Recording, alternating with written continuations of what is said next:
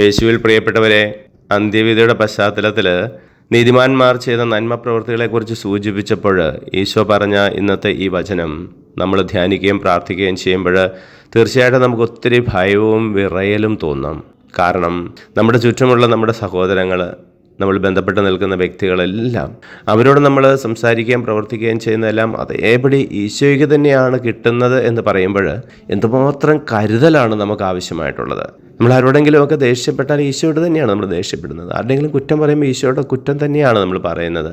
ശാരീരികമോ മാനസികമോ നമ്മൾ ആരെയെങ്കിലും വേദനിപ്പിച്ചാൽ ഈശോയ്ക്ക് തന്നെയാണ് ആ വേദന ലഭിക്കുക.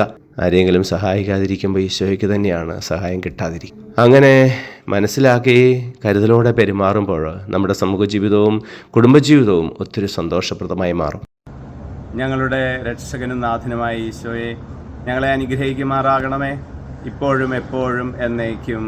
ആമേൻ.